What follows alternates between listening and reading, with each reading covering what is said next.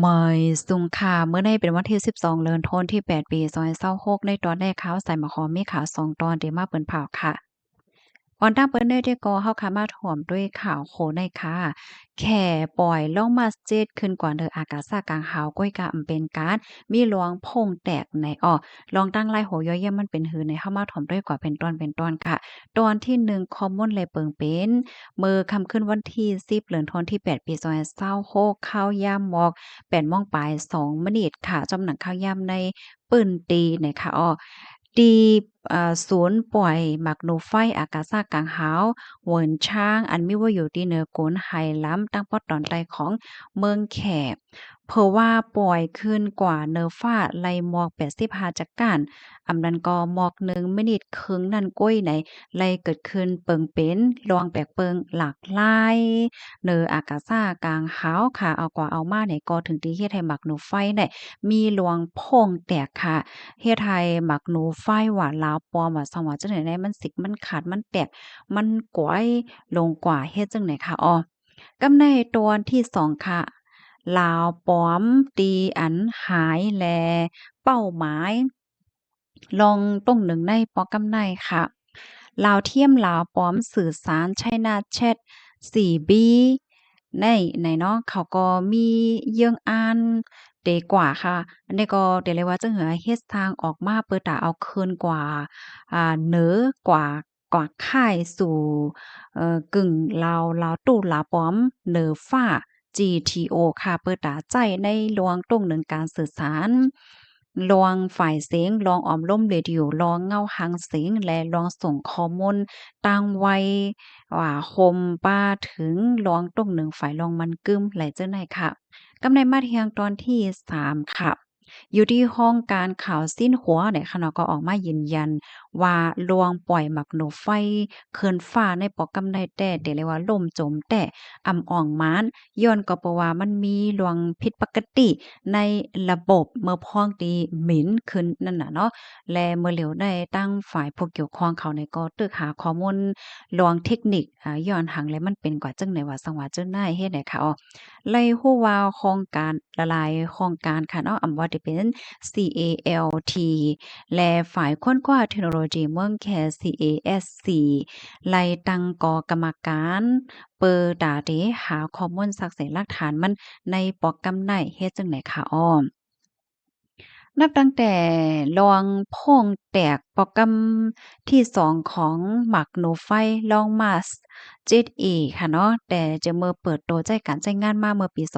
2020นั่นนะโปรแกรมที่1ได้มันก็เกิดขึ้นเมื่อพ้องตีเปิดตัวเมื่อปี2020ค่ะไว้หลังเหตุนั้นมาเนี่ยก็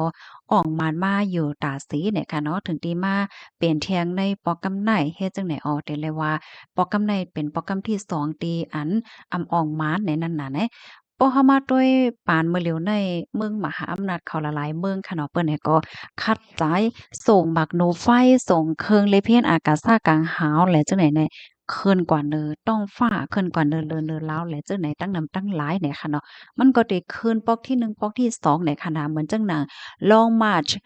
ในไหนก็จังว่าก็เมื่อไกลค่ะเนาะตั้งแต่ปล่อยคืนเนือกลางหาวมาในอันลูก อันล่มค่ะเนาะอันอำออกมาได้มี2ปอกเนี่ยค่ะว่าแน่นะ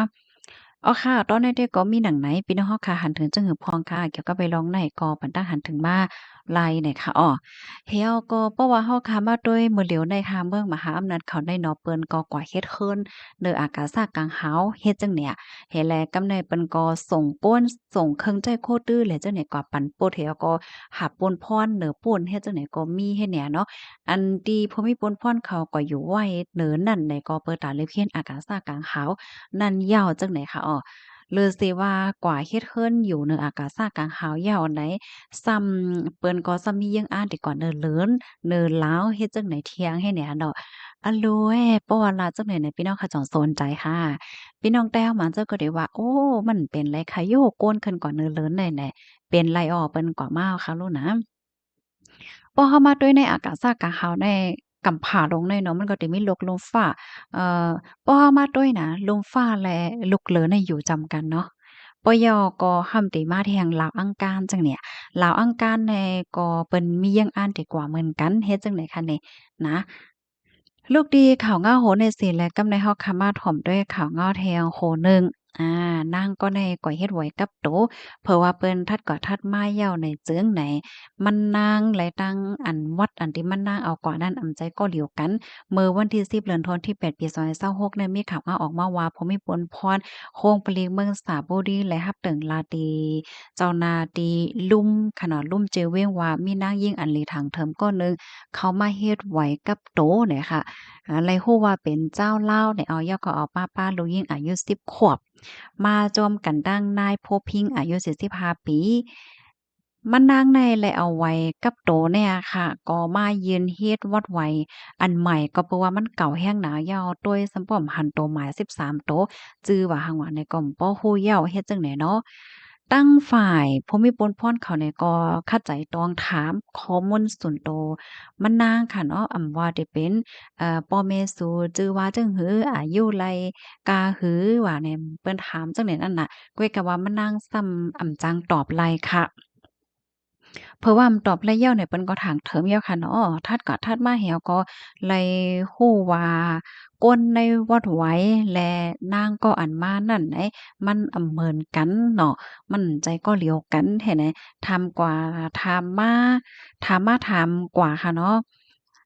กำในเปิ้นก็ถามมันนางนะเอาวัดเปิ้นมาใจฮ้าเอาวัดผู้ไหลไผมาแหน่มะนางก็ยอมรับเฮ็ดจั่งใดคะ กำในภูมิพลพรเขาก็ถามแทงเด้ค่ะเนาะเพิ่นถามยาวถามแทงเฮ็ดจั่งใดอะก็เลยฮู้ว่ามันนางเนี่ยเป็นคนลาวค่ะ มีคนไทยอ่อนมา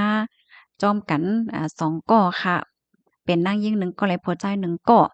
เลยต้องไล่ถามอีหยังก็มันตอบเฮ็ดจั่งใดหั้นนะกำนันก็ร้องไห้เลยค่ะว่าทางฝ่ายภูมิพลพรเขาเนี่ยก็เลยเอาตัวมานั่งในส่งกว่าที่โคงปะลิงเมืองสระบุรีค่ะเพื่อถ้าเอาตั้งผิดกว่าจำหนังหมายมีวันเมืองมีเนี่ยค่ะอ้อ ตั้งฝ่ายภูมิพลพรเขาได้ก็ได้ต้องถามป้าโกนที่อันอ่อนกว่านั้นแน่ไหนค่ะนะว่ามีหลวงเกี่ยวข้องจึงจึงหาพ้องให้ไหนตอนตาลูกอ่อนยิ่งนั่นแต่ก็ได้กับสารตั้งปอเขาเหี่ยวก็มาคับเอามือล้มแล้วด้วยถึงกว่าในอ้อตั้งฝ่ายภูมิพลพรเขาก็เลยเอาตั้งพิษมันนำว่าลอยลวงใจตื้อวัดไว้เอกสารอันตุอันปลอมยาวก็เป็นก้นเข้าเมืองกว่าจังได๋ค่ะแต่ต้องถามไล่โหย่อยเยี่ยมมันเหี่ยวก็คับเคิงปันต้นต่ำกว่า จำหนังปักเปิงหมายมีวันเบิ่งมีวันไหนคะอ้อค่ะพี่น้องค่ะถ่อมข่าวโคแนวหันเดินจังหือพองค่ะพองยามมื้อเหลียวได้แต่ก็จังหนังที่เฮาขาฮู้กันค่ะเนาะเปิ้นก็มีลองแข่งๆกดทัดเคียงในคณะเกี่ยวกับไปลองวัดไว้ว่าจังได๋น่ะค่ะถ้าพร้อมแล้วหันเถิงเจอก็ปันอาหารถึงมาแล้วค่ะยินจะมีนำข่าวมาส่งค่ะ